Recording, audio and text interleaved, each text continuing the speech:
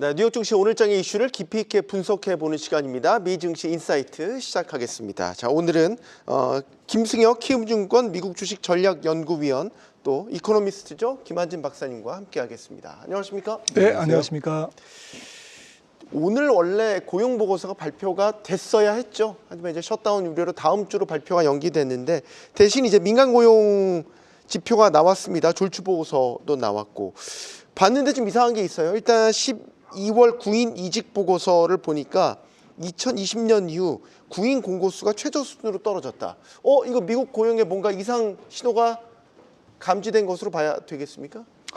네, 구인 건수는 계속 하락하고 있었습니다. 그래서 고용이 점진적으로 식고 있는 것은 팩트고요. 다만 좀 추세적으로 봤을 때 고용 지표 중에서 무엇을 보느냐에 따라서 좀 엇갈린 해석이 나올 수가 있는데요. 네. 가령 신규 실업수당 청구 건수 20만에서 25만 건 이런 거는 평상시에 경기가 괜찮을 때 평균이거든요. 그리고 2주 연속 실업수당 청구 건수 조금 가장 중요한 지표 중에 하나인데 네. 이런 지표도 지금 최근 지표가 184만 건 이 정도인데 제가 보니까 2024년, 25년 대략 한 180만 건에서 190만 건 사이입니다. 그러니까 이런 그 구인 지표는 좀 계속 식고 있지만 다른 보조 지표 내지는 다양한 지표들을 봤을 때는 미국 고용 시장이 그냥 평균 정도에서 조금 식고 있는 그런 위치로 바뀌고 있는 그러니까 평균에서 약간 밑으로 가고 있는 아주 슬라이스하게 둔화되는 네. 추세다. 그래서 저희가 고용을 보는 이유가 이제 소비가 주느냐라는 걸 보기 위해서 이제 보는 건데 네. 소비를 급격하게 위축시킬 정도는 아니다. 그러니까 물가를 감안한 개인 소비 지출 물가가 지금 최근 수치가 2.6%인데 YOY. 네. 그 정도는 지금 굉장히 양호한 거고 한 5만 건의 신규 일자리 창출해서 그리고 한 4.4%의 실업률에서 그 정도의 개인 소비 지출이 창출되고 있다는 것은 너무 우리 지표 고용 지표 매달 나오는 것 또 매주 나오는 거에 일비일비할 필요는 없다. 저는 그렇게 나쁘게 보고 있지는 않습니다. 연구원님은 어떻게 보세요? 일단 1월 FOMC에서는 고용 상황을 괜찮게 평가를 하면서 일단 그대로 유지를 하는 근거가 되기도 했단 말이죠.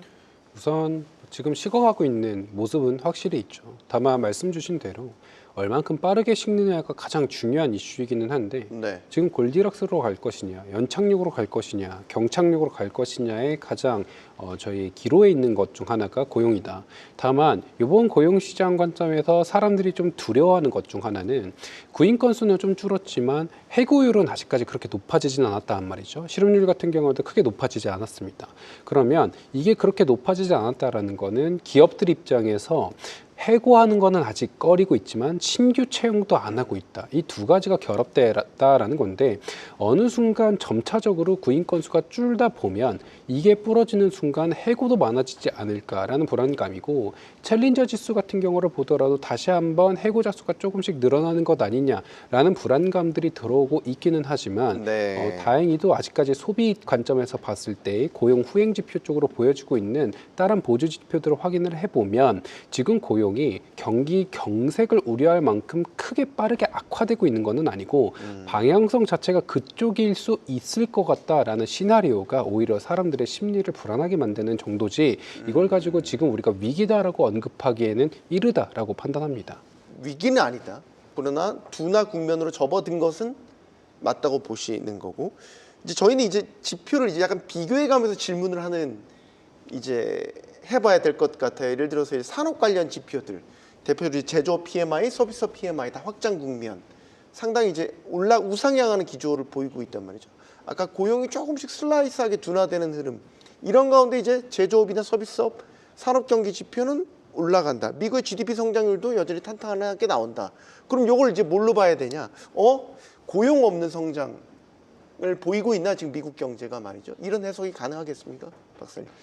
뭐 그런 거는 아닌 것 같고요. 아닙니까? 네. 제가 좀 너무 어떤 막 이렇게 좀 도장을 찍나 이렇게 낙인을 찍나 좀 걱정이 되기도 합니다. 네, 우리 뭐 김승혁 위원님 말씀하셨듯이 고용 시장이 식고 있는 거는 맞는데 지금 팬데믹 때 극단적인 공급 부족, 노동 공급 부족 상태에서 약간의 착시 현상이 지금 우리의 지금 뇌리에 조금 있다라는 거고, 네. 또 중요한 것은 결국에는 뭐 소비를 위축시킬 정도의 고용 상황이 언제 어떤 계기로 오느냐인데, 뭐 그쪽 방향으로 가고 있는 것은 맞습니다. 말씀하셨듯이. 그런데 좀 크리티컬하게 지금 당장 혹은 뭐 3개월에서 6개월 안에 반드시 리세션, 고용 침체로 갈 가능성이 높다라고 보기에는 조금 섣부르다. 사실은 이제 성장률 같은 경우에는 미국 GDP의 3분의 2가 소비니까요. 네. 소비 쪽에서 지금 한 5만 개, 6만 개 정도의 고용이 계속 일어난다면 서서히 미국 경제가 크니까요. 항공모함이니까 서서히 바뀌는 거죠. 서서히 한 6개월, 1년 후에 아마 이제 소비가 줄 겁니다. 그런데 이게 우리가 투자하는 사람들 입장에서 볼 때, 아, 이게 그냥 고용 지표가 나쁘면 다음 달 소비가 그냥 급냉하냐, GDP도 급냉하냐, 이런 건 아닌 거죠. 네. 한 분기, 두 분기 또 아주 천천히 조금씩 그런 방향으로 가는 그런 과정이다라고 이제 정의할 수 있겠습니다. 요즘에 이제 증시가 변동성을 크게 보이니까 제가 이렇게 드리는 질문들도 상당히 색깔이 강하게 질문을 계속해서 드리게 되는 것 같아요. 그러니까 걱정이 되는 거죠. 최근에 소프트웨어 산업에 대한 AI 침공, 뭐 이런 것들, 아마존이 대규모 해고를 한다. 뭐 이런 이야기, 이제 뉴스들을 이제 계속 접하게 되니까 이제 미국 경제 구조적 변화가 혹시 이렇게 일어나는 것인가? 증시도 때마침 변동성이 상당히 크네. 이러니까 이제 이런 퍼즐을 맞추다 보니까 제가 방금 드렸던 혹시 이게 고용 없는 성장으로 가는 우려를 해야 되는 것 아닌가라는 질문을 드리게 된 것 같아요. 우선 지금 저희가 비농업 고용 지표와 그 다음에 ISM 제조업 PMI를 비교하는 게 좀 컨셉이 다르긴 합니다. 우선 고용 지표 같은 경우에는 기본적으로 하드 데이터입니다. 실질적으로 얼만큼 구인이 되는가. 졸트 같은 경우에는 물론 이게 이제 민간 쪽에서 저희가 수집을 하는 거긴 하지만 네. 실질적 데이터를 기반으로 하는 거고요. PMI 같은 경우에는 저희가 흔히 얘기하는 설문조사를 바탕으로 합니다. 소프트 데이터다라고 네. 얘기를 많이 하고 심리적 반영이 많이 들어가 있는데 1월 같은 경우가 이제 신규 주문 건수 같은 경우가 많이 올라갔습니다. 생각보다도 이후에 신규 주문이 더 많이 들어올 것 같다라는 설문조사가 집계가 많이 된 건데 거기에는 재정 정책에 대한 어떤 본격적인 시작이라던가 심리적인 어떤 저희가 이제 컨퍼런스 보드 소비자 심리 지수 같은 경우에도 조금씩 개선을 보이고 있는 그런 흐름이랑 연동돼서 저희가 같이 봐야지 하드 데이터와 소프트 데이터를 두 개 동시에 놓고 얘를 대변한다 이렇게 저희가 보기에는 아직까지 좀 어려운 것 같고요. 네. 그러다 보니 심리적으로는 좀 완화가 됐고 고용시장 같은 경우가 지금 크게 부러지고 있는 상황은 아니다. 이 독립사건으로 저희가 보고 이후에 수정이 만약에 되면 얼마나 될 건지에 대한 추세를 좀 확인해야 된다 정도로 말씀을 드립니다. 네. 자, 지금 이 시각 이제 개장 시간이 됐습니다. 자, 방금 뉴욕 증시 개장했습니다. 개장 상황 보고 다시 오도록 하겠습니다. 이준 앵커가 준비하고 있습니다. 네, 일단 오늘 특징 3대 지수 반등하고 있고 특히 기술주들이 지금 그동안에 부진을 만회하려는지 오늘 반등하는 모습 보이고 있습니다. 개장 상황 어떻게 보십니까? 네, 우선 기술주 중심의 투자 심리가 회복되고 있는 그런 어떤 모습이 연출이 되고 있고요. 네. 사실 투자 심리의 회복에 따라서 지금 기술주뿐만이 아니라 대부분의 섹터들이 대부분 다 오르고 있는 상황인데 특히 최근 들어서 속스 같은 반도체 지수가 많이 빠졌던 거를 다시 한번 회복하고 있는 흐름.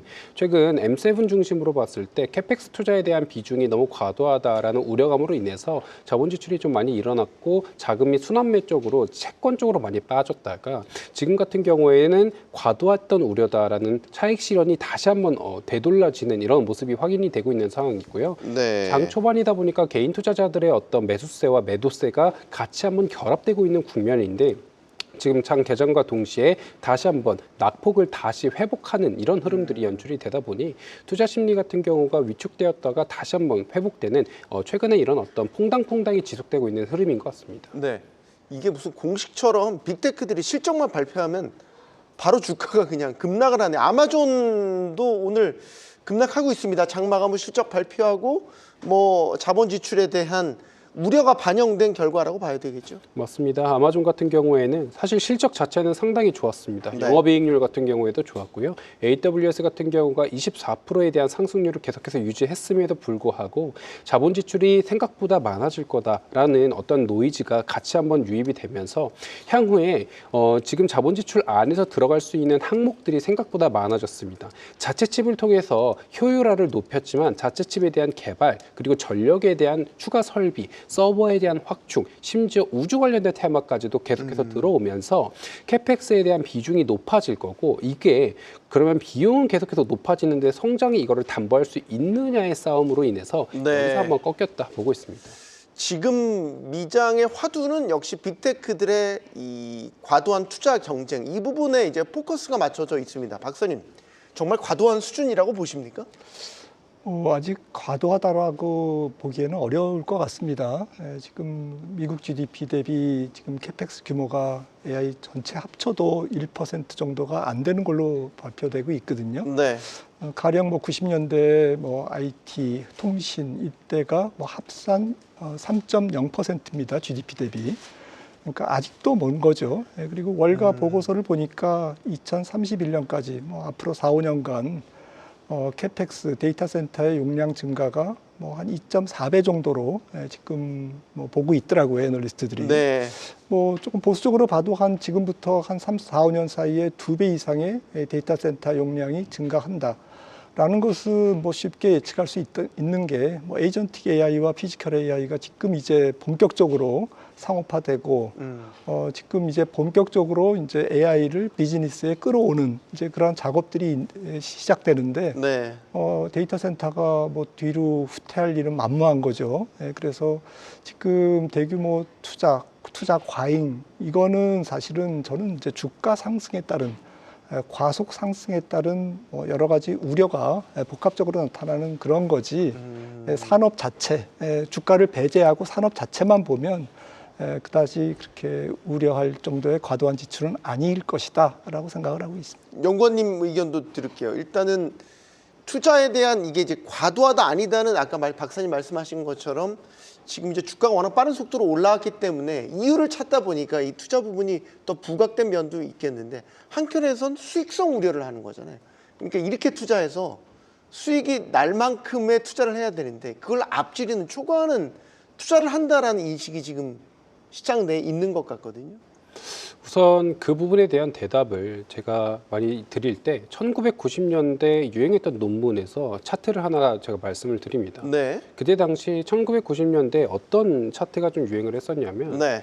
얼만큼 컴퓨터를 빠르게 보유했느냐와 얼만큼 생산성이 높아졌느냐를 가로축과 세로축으로 두고 모든 기업에 대해서 찍어보면 네. 우상향을 합니다. 그 말은 즉슨 컴퓨팅 자원을 빠르게 확보했을수록 생산성이 높아졌다라는 전수조사가 어느 정도는 이루어졌거든요. 그거를 저희가 1990년대 이미 한번 학습을 했기 때문에 지금 같은 경우에도 과도한 지출이다. 이 과도하다라는 기준이 사실 되게 애매한데 M7 기준으로 봤을 땐 이거는 선택이 아니고 필수다. 그리고 이게 점진적으로 생산성에 대한 어떤 개선으로 이어질 때까지는 사실 물리적 시간이 당연히 필요한데 방향성 자체는 어느 정도 정해져 있기 때문에 아직까지 과도하다라고 단언하기는 좀 섣부르다라고 말씀을 드리고 있습니다. 그럼 견딜까요? 견딜 어떻게 만한 요인이 충분하다고 보고 있습니다. 알겠습니다. 이 부분도 박사님 짚어보고 싶은 게 결국 지금 이번 주에 촉발된 우려, 뭐 엔트로픽의 서비스가 이제 촉발이 됐지만 소프트웨어 산업을 타겟팅으로 해서 AI 이제 공포가 엄습을 한 거잖아요. 실제로 AI가 고도화되면 될수록 소프트웨어 산업이 망가질 거라고 보세요? 그 자리를 대체할 거라고 보세요? 아무래도 강력한 위협이 되겠죠. 물론 공존하지 못하고 모든 소프트웨어 산업, 뭐 법률도 있고, 뭐 재무도 있고 여러 가지가 있지 않습니까? 네. 거기에 모든 소프트웨어 산업이 전멸한다 이렇게 보기는 어렵겠죠. 하지만 상당히 위협적인 부분이 지금 등장한 거다라는 팩트는 우리가 인정하고 가야 되는 것 같고, 그러니까 일반 서비스 소프트웨어 업체들도 지금의 방식 갖고는 조금 비즈니스를 수익을 창출하기 어렵다라는 것은 분명히 충격적인 팩트인 것 같습니다. 그 케빈 워시 이제 차기 연준의장 지명된 케빈 워시가 이런 이야기도 했다고 전해지고 있잖아요. AI가 이제 등장을 하면서 인플레이션 없는 경제 성장을 이뤄낼 수 있다. 그러니 이게 금리 내릴 수 있다. 이제 뭐 이런 식의 논리로 작용을 하는 거죠. 그러니까 AI가 이렇게 고도화되고 우리 실생활 전반에 이렇게 엄습해 오게 되면 아까 이거 고용 없는 성장과도 연결이 되는 내용이기는 한데 금리 인하 환경 갖추는데도 AI가 도움이 되는 거 아닙니까 그러면? 뭐 이제 그런 관점에서 봤을 때 생산성이 워낙 높아지다 보니까 생산성이 높아진다라는 거는 결국에는 성장을 이루어낸다라는 거고요. 네. 그러다 보니까 금리 없는 성장이다. 이제 이런 어떤 얘기가 나오고 있는 상황이기는 한데 사실 이런 어떤 팩터까지 가려면 우선 현재 인프라를 까는 단계에서 아직도 못 벗어났습니다. 메모리에 대한 부족이라던가 전력 설비에 대한 부족이라던가 데이터 센터에 대한 부족, 이게 소프트웨어까지 연결돼서 활용 단계까지 가려면 아직 물리적 시간이 필요하기 때문에 그 단계로 갈 때는 시간이 좀 더 필요하고 그 과정 속에서 노이즈는 계속 있을 수가 있는 상황이고요. 최근 소프트웨어 관점에서 산업단에서의 불안감이 뭐 여러 가지 이제 팩터들도 있지만 이런 얘기도 많이 나옵니다. 메모리 가격에 대한 상승을 누가 부담할 것이냐. M7 같은 경우에는 이미 본인들이 부담하지 않아도 될 만한 환경적 여건을 증명했고요. 그러면 무한 경쟁 속에 있는 소프트웨어 업체들이 최종적으로 그거를 감당해야 되는 주체가 될 거다라는 분석들이 계속해서 나오면서 지금 이런 류의 노이즈들은 계속 한 번씩 끼곤 있지만 결국에는 이런 것들을 견디고 이게 인프라단이 아니라 실제 산업단으로 활용이 되기 시작하는 그 시점에서는 아무래도 AI 기반으로 생산성의 확산은 우리가 관찰할 수 있지 않을까라고 판단합니다. 마지막 질문 드리고 싶은데 이번 주에 장세가 워낙 롤러코스터였지 않습니까? 그러니까 저희 한경 글로벌 마켓 지금 보고 계신 시청자들께서도 일단 그 미장 쪽 수익률의 관리에 되게 애를 먹고 계신 것 같아요. 변동성이 워낙 크다 보니까 이렇게 변동성이 큰 장세에서 어떻게 미국 자산에 투자하고 계신 분들이라면 어떻게 대응하는 게 좋겠습니까? 조언 한마디씩 좀 부탁드리겠습니다.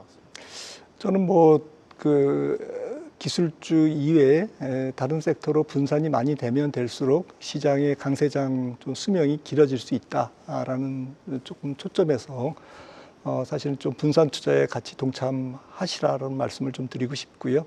만약에 빅테크 지금은 뭐 분위기가 그렇지 않습니다만은 M7 빅테크 중심으로 또 IT 커뮤니케이션 서비스 중심으로 시가총액 50%를 중심으로 만약에 계속 올라간다라면 이제 시장이 강세장이 조기에 끝날 수도 있다라는 경계감을 갖는 게 좋을 것 같고요. 그래서 스타일, 뭐 가치주와 성장주를 적절하게 분산하는 전략이 조금 중요할 것 같고요. 올해는.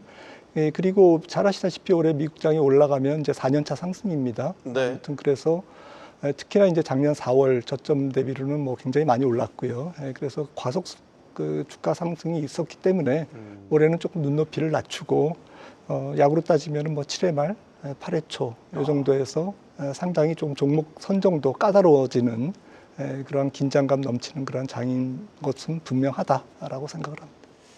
7회 말 8회 초에 또 역전하는 경우도 상당히 많이 뭐 연장 정도 네, 가능하죠. 네. 알겠습니다. 연구원님. 저도 비슷한 관점에서 작년 그리고 올해 초 증시를 좀 관찰을 해보면 네. 계속 키높이 장세가 연출이 됩니다. 먼저 달렸던 섹터들이 잠깐 쉴 때 나머지 섹터가 따라오고요. 그 다음에 다시 한번 기술주가 따라오면 다시 나머지 섹터가 따라오고 이런 어떤 반복적인 흐름들이 계속 반복되고 있는 상황이거든요. 그러다 보니까 잠깐의 변동성이 확대되는 과정에서 이것이 장기적 관점에서 AI가 수익화되고 있다라는 큰 전제가 변하지 않는다면, 그리고 지금의 어떤 정책적인 유동성 공급이 크게 변하지 않는다면, EPS 성장이 지속된다라는 전제가 변하지 않는다면 이런 변동성이 한 번씩 올 때마다 흔들리는 게 아니라 꾸준하게 내려가면 다시 한번 키높이 맞추는 장세, 순환매 장세가 오고 이 사이클이 반복되고 있는 흐름들이 좀 연출될 수 있으니까 이 변동성에 따라서 너무 과격한 대응이 아니라 어느 정도 분산을 통해서 변동성을 줄이는 상황 속에서 꾸준한 대응을 하기를 추천드립니다. 알겠습니다. 자, 미증시 인사이트 여기서 마치겠습니다. 김한진 이코노미스트, 키움증권 김승혁 연구원과 함께했습니다. 고맙습니다. 감사합니다.